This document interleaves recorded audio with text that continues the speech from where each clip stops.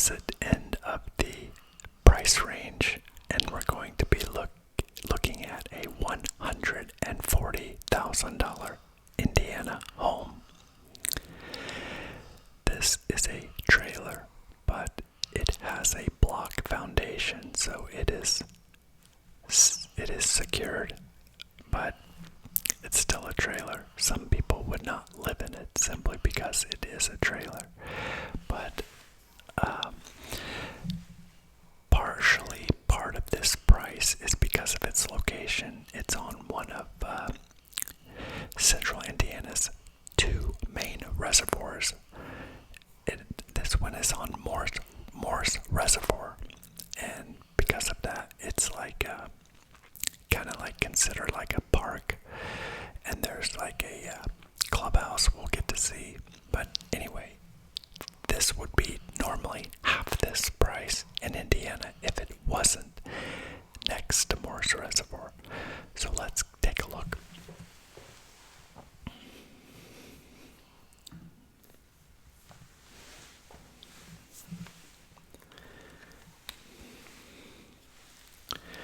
This is outside, obviously, and this is fairly updated. This has been completely renovated.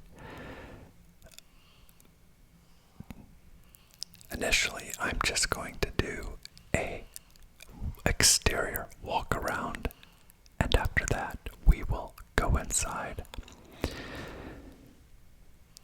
Yeah, this is an interesting color choice. Darker homes have become more popular, but this is kind of interesting seeing it on a trailer.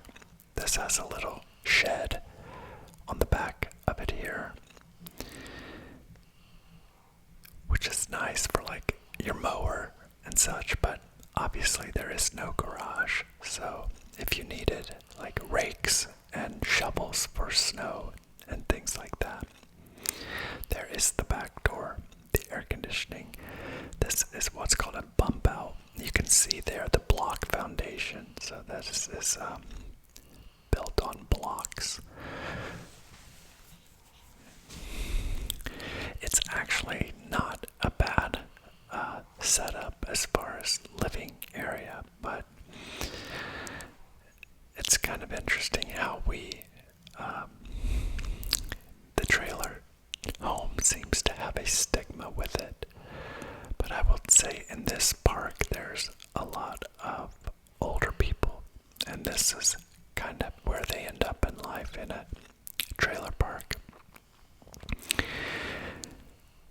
The seller has this one kind of nicely staged, so there's it's empty, but they have a few items in here to try to help with the emptiness. This has new LED lighting, recessed lighting. Now, looking at this island, I will tell you that they should have went with a flat stove instead of the back sticking up there. They either should have built that area up or got a flat stove, because it just doesn't look right. They went cheap there instead of just finishing off the project. They got an expensive faucet, but went cheap on the stove. Cheap on the refrigerator too, but this is, again, all new windows, all new flooring, all new paint, all new appliances. All the bathrooms have been remodeled. This is the hall bath. So bathroom number 1.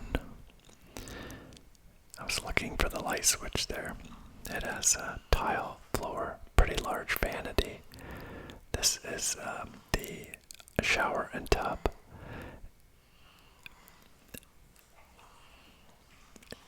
There's one of the windows, that's kind of cool, a little slider. And then this also doubles as the laundry room, so you would have to have a stackable washer and dryer right there. So this hall bath will contain the laundry as well. This is the first bedroom. There are 2 closets in this, 2 small closets. Just giving you a look out the window there.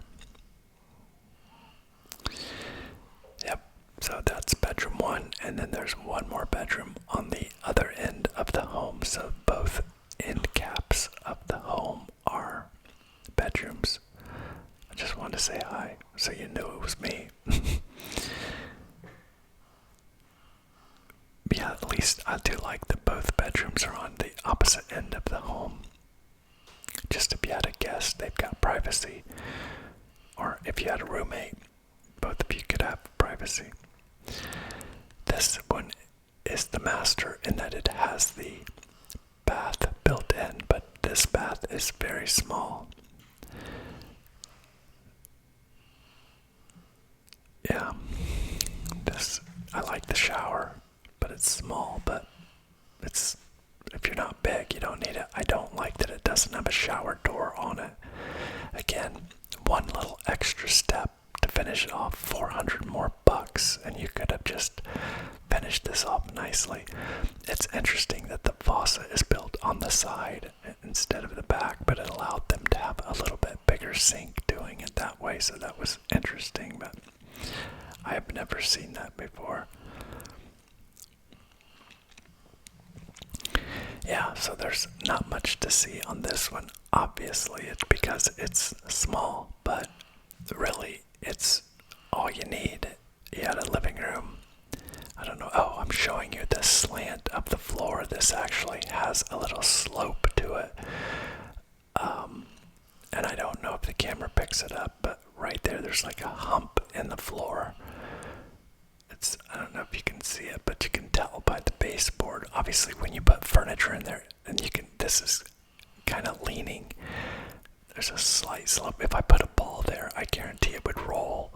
But again, once you get furniture in, it just wouldn't be that noticeable. But little things like that were fixable when you were going through the project. And that's the difference between somebody that really takes the time to do a good, complete renovation and somebody that cuts corners. But I still don't think this is a bad deal for what is here. So, for example, this unit would rent for about $1,500 a month. Now, if you were to buy this on a payment and you put like, let me see, how much would you have to put down? 10% would be so $28,000. If you put $28,000 down, you put 20% down. You're not paying any PMI, so that would be about $30,000. You would finance about $110,000, and then you would get it's about $7 per thousand on a payment. So you would be looking at about what is that? $770 a month, right?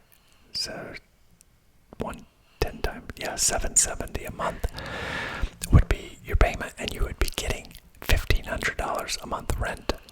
So this would allow you to get a lot of cash flow turning. But yeah, that's what you could do. This one next to it is pretty nice, and these others they're decent. This is on a cul-de-sac, but the one right next door to it is abandoned, and that one would probably get, I don't know if that could be renovated. But the one that now I'm pulling out of here, and I'm going to show you, I'm just going to take you, there's the for sale sign, I'm going to take you down to the clubhouse that belongs to this neighborhood. So you can also kind of see, it's kind of like a park-like setting where you're just driving down this tree-lined road, because they have a lot of like nature green area within this complex.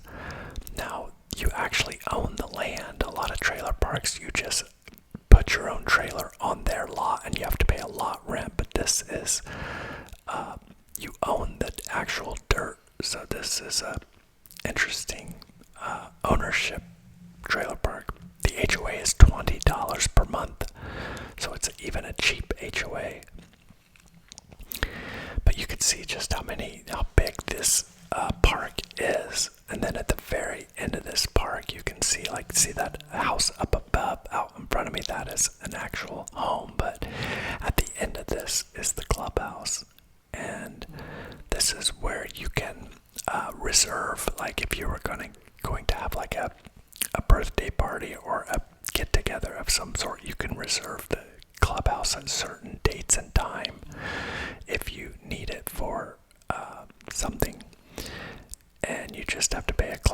be. But yeah, I'm gonna walk you back here because you're going to see that this neighborhood actually sits on the banks of the Morse Reservoir, and I'm sorry for the jittery camera. I'm trying to walk pretty fast, and it's because it's such a long walk, and I didn't want to I probably should have just cut this part out, but Hidden Bay is the name of this neighborhood, and then this is the Hidden Bay Clubhouse. I don't know why that's just so. Yeah, that's looking in. You can kind of see the room that you can rent to have parties in. And then on the back side of this, you can see the water. So, man, I'm glad I wasn't making this for a real estate video. I don't know why. I got a new gimbal, and there must be a setting that's messed up on it, because that's not right. That should not be vibrating that much. But yeah, this is just a quick look at it. This is kind of a narrow portion of the reservoir, but it gets much wider as you go. But it's a large body of water. But it's man-made. It's the U.S. Army Corps of Engineers put a dam and flooded part of it. So, yeah, I think we're coming to the end here. I don't think I walk all the way back to my car. I'm showing you back there. You can see some of the trailers back in there. But yeah, and throughout the neighborhood, there are paths down to the water as well. So, like, you can launch kayaks in and things like that. But, yeah, let's see. Okay, yeah, that's it. Okay. Well, that's quite a bit different than the $1 million plus homes that I've been showing, but I don't always go to expensive homes. I decided a long time ago in my career that I would not discriminate against people that ask for my help. So if you want to look at $1 million home, or if you want to look at a $140,000 trailer, I don't care. I'll show it to you. But there are a lot of agents in that $1 million plus range that just would not show a home. They would refer that out because they just wouldn't go there. They wouldn't do it. And I don't even know how they go about saying such a thing to a client that asked them to do it. My client that was looking at this is an investor, and he already has he has 3 trailers in there already. One is actually on the water and has a dock. Those go for like $300 if they're actually on the banks of the reservoir and they have a dock. They go for even like double what the other ones don't. But in Indiana, you don't have an ocean, so big bodies of water are where you can, drive a fast boat or hang out. It kind of feels like it's like a little getaway when you're there. Cicero as a town is a really slow-paced, it's like going back in time there.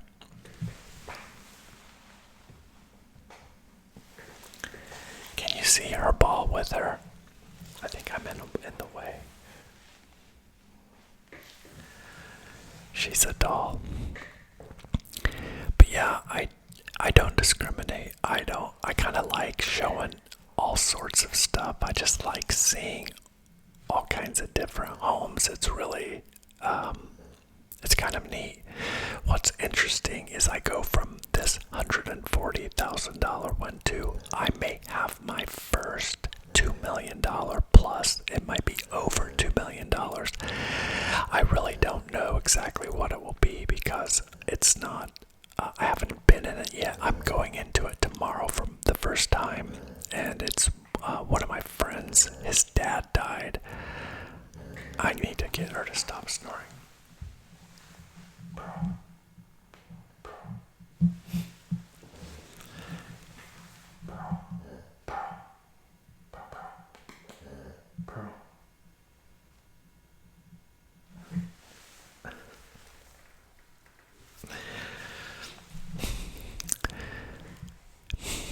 because the microphone faces that way, it picks up her noise that much more, but hopefully it's not too bothersome for you. But yeah, anyway, his dad died Saturday, and so he asked if I could meet him over there. He just does not want the home to sit. He wants to just sell it quickly. He knew it's been expected for him to pass. It wasn't like a sudden thing. It's not like these guys are rushing out to sell their dad's stuff, but this house has an in-ground swimming pool.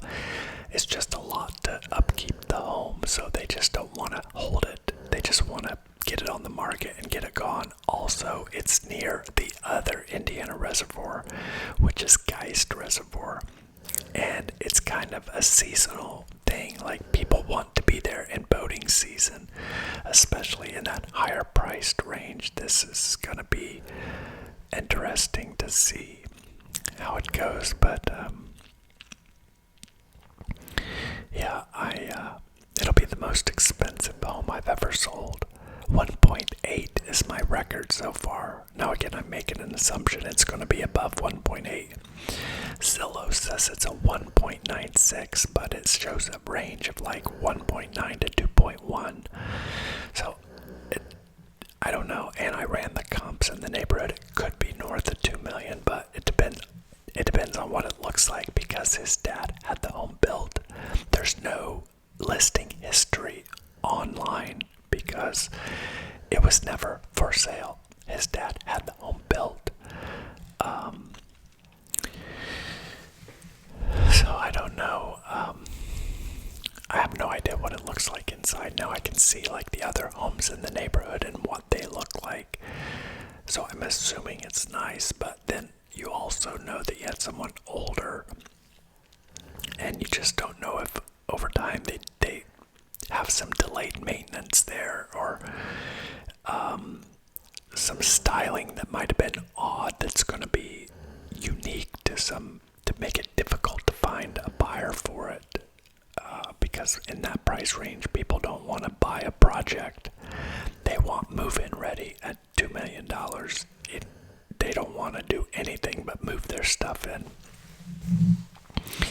Typically, not saying people wouldn't, but that type of clientele typically does not buy fixer-uppers or projects. So, I'm hoping it's nice, and I'm assuming it is. So I'm excited to show it to you guys. It'll be a neat home to show. Also, like, I hope that you don't mind me showing you this other stuff. I'll know based on views. Well, if people are like, heck no, I'm not watching a trailer. But I hope that it's still interesting. Like, to me, it's like interesting to think about how people live differently, you know. And it's like, I can truly imagine myself in that trailer thinking that, okay, I'm 75, I'm 79 years old. I don't want to mow a yard. Or I don't want to mow much of a yard. I don't want a lot of responsibility as far as like upkeep on a big home, something big to clean. I don't have animals anymore because I don't want to die and them still be around. Oh, it's just that thought breaks my heart of thinking if something happened to me. I know that there's no one on the planet that could love Pearl as much as I do. And it breaks my heart to think of what she would go through, because I know how much she loves me. You may think that's funny of me to say, but I'm telling you, that girl loves her daddy, and I love her. But I think that there'll be a day I don't have animals, because I don't want to ever have an animal outlive me.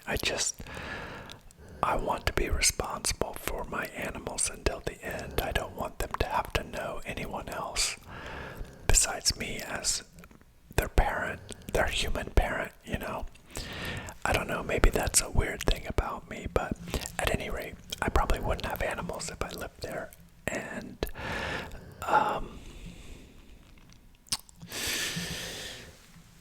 yeah, if maybe I could still take walks and walk down to the water, and there's like a walkway, there's like a walking trail that you can walk on and walk along the water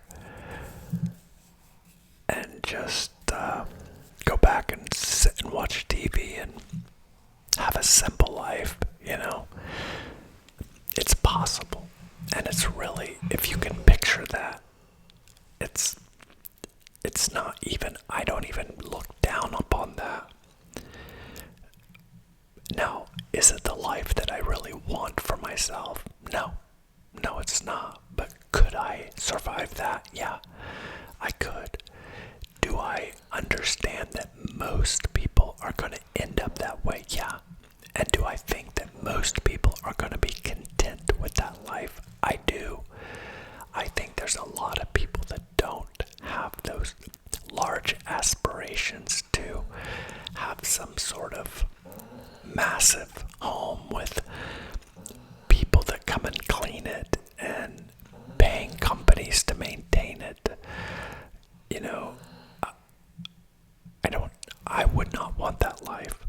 And I know, like, for me, when I mow my yard and it's 3 or 4 hour ordeal, I know there's going to be a day that I just can't do it anymore.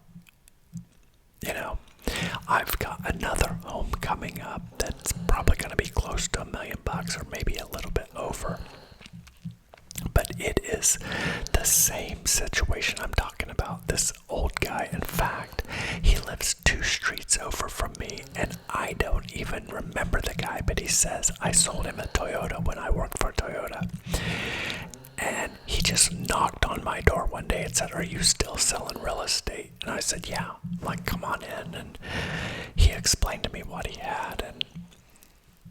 But it's sad because he's got 6 acres and he's just not capable of doing it. And he's moving to a house that has 1 acre. So even that is a lot for his age, but he refuses to completely go condo style where he has no maintenance, and he's got shared walls with people. I mean, that's one thing about the trailer. At least you're not sharing a wall with anybody. There's nobody on the other side of that wall right there, or imagine if this was an apartment, there might be somebody on the other side of that wall. That to me is I couldn't do that. I could live in a trailer before I could live in an apartment like that, where I'm in a building with 50 other people. And I think the reason, it's not because I'm antisocial. Please don't think that. In fact, it's just the opposite. I am so social during the day. My job, I've been in sales since I was I count cleaning carpet as being in sales because I was in people's houses and I was going to clean one room, but you would always try to sell more because you got paid if the job was bigger, you got paid more. So, and then I went to selling electronics, and then to selling cars, and now to selling houses, and it's my day life is very social. And so at night, I've always been antisocial. I've always been in a cocoon at night because I've always felt my extreme social work life combined with my antisocial home life creates normalcy. But I think if I was super social, I don't know. I just haven't ever been able to do it. So I need something a little bit, with a little bit of separation, and that's why I've always had land. Plus, I have animals, and it's animals are my company, and they're different company than humans. If that was a human, I would just tell him to shut up. go sleep somewhere else. But with Pearl, I just cannot. I can't do it. Pearl. Pearl. Pearl.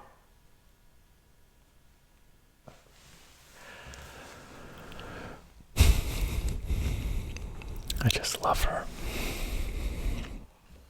I love Vivian. I love all my animals, but that little dog has got a special place in my heart. Yeah.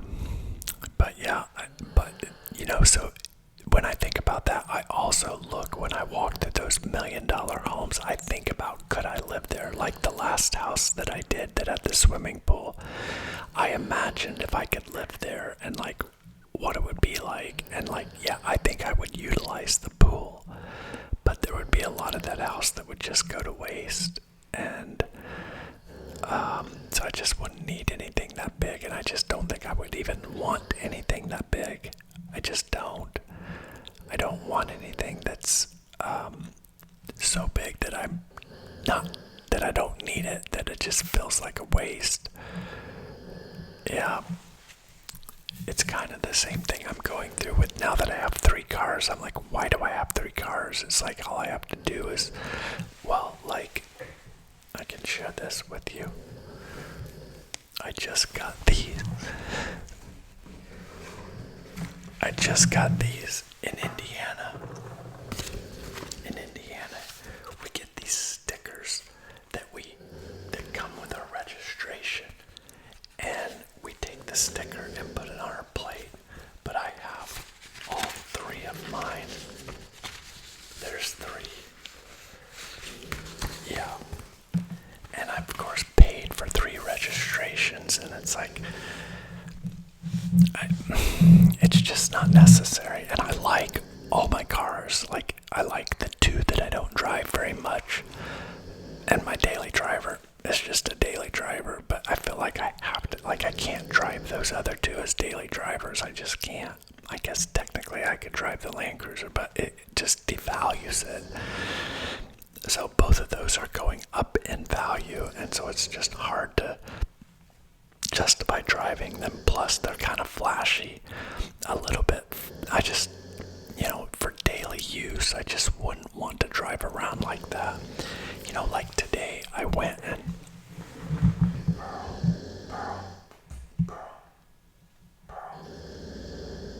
Pearl.